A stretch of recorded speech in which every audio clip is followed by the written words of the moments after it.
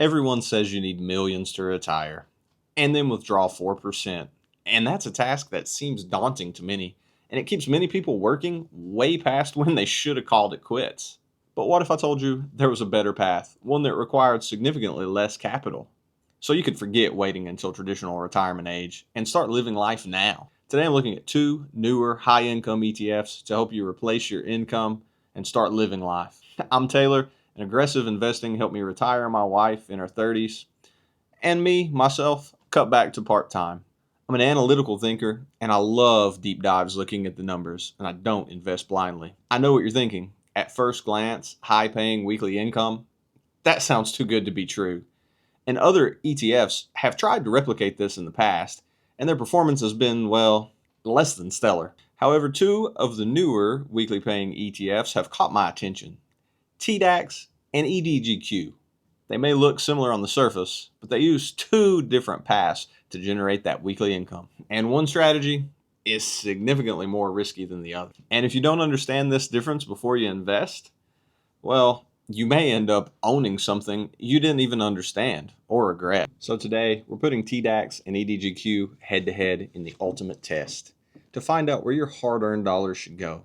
We're going to be looking at total return, price returned, that juicy distribution yield of both funds, as well as, in the end, looking at more nuanced aspects such as return of capital that you need to understand so you don't make the wrong investment mistake. And as always, this is not financial advice. This is just for informational purposes only.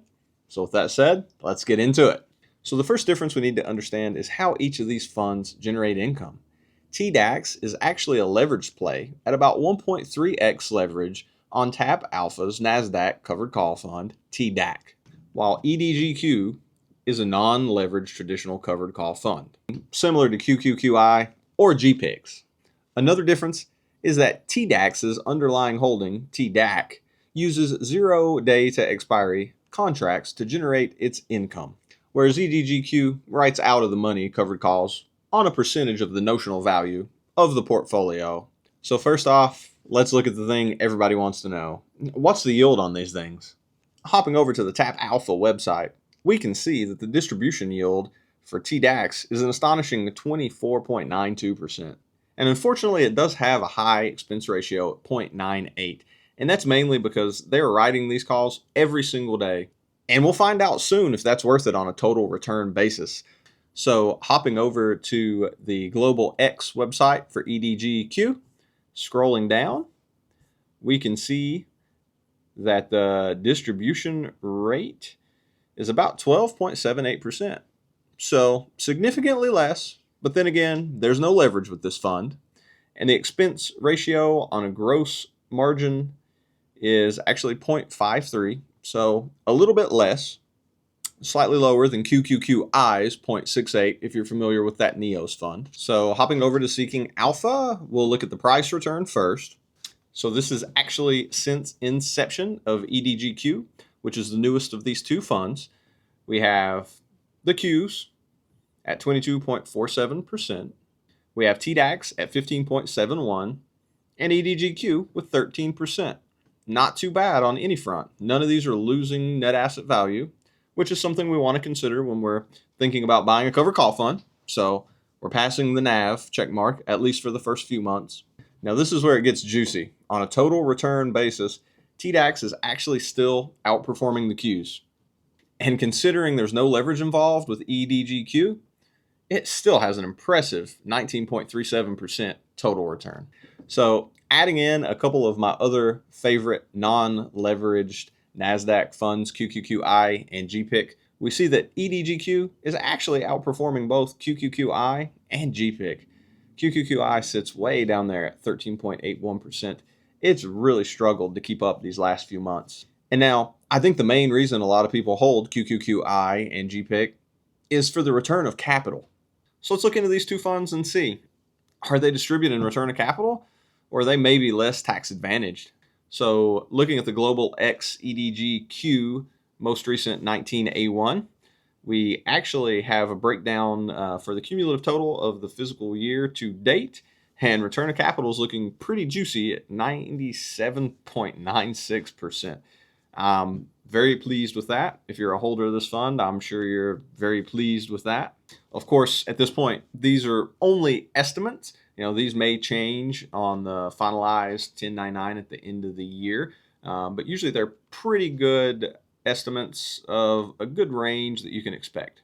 So looking at TDAX most recent filing, we see that the estimated return of capital year to date is about 94%, which I think is fantastic for a leveraged fund that's actually beating the Qs at the moment. I am okay sacrificing a little return of capital, to get 4 or 5% yield. So these are two of my favorite weekly payers at the moment. These do have corresponding S&P 500 funds. If you're more into the S&P 500, I tend to lean more towards the NASDAQ just because at heart, I'm a big tech bull. I think the tech bull run probably has some more legs. If we think about innovation throughout history, technology is always innovating. There's never been a time in history where technology wasn't innovating. Even if the technology was, a plow that attached to the back of the horse, that was still the technology of the day.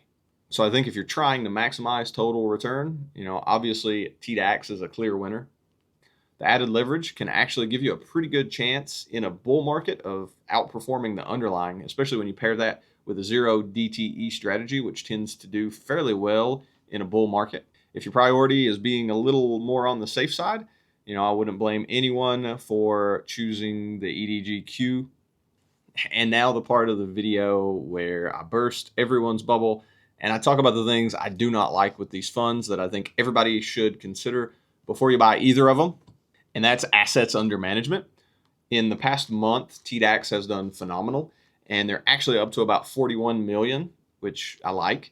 Usually you need tens of millions of dollars to keep these profitable. The last thing you want is a fund that goes out of business and just shuts it down, especially when you have complicated taxes and return of capital to account for. So one of my biggest concerns with the Global X Fund is the assets under management at only an abysmal $7 million. This is a newer fund, and there are a significant amount of competitors in this market currently. So I'd like to see this number go up before I strongly consider it. And then I think both of these funds are very new funds. So we just don't know how they're going to perform in the long term, how these fund managers can handle, a moderate bear market or a flash crash. They just haven't been put through that and tested. So I do tend to lean more towards the older funds, but I do think these are great contenders. I do own a very small amount of TDAX currently because I love that it's been outperforming the market. I know that some of the Canadian leveraged funds have been outperforming the market for a while, but here in the U.S. market, TDAX and QQQI from Neos seem to be the cream of the crop so far in the leveraged arena. And I have compared that to TDAX in the past if you want to check out that video. So I think either of these could be worked into anyone's portfolio. Again, not financial advice, but I thought these two were definitely worth sharing if you guys hadn't heard of them. And actually a subscriber had commented on a previous video, and that's where I got the idea for this one. So thank you. I do read all the comments. I would love it if you subscribed if you found this helpful, and I'll see you guys in the next one.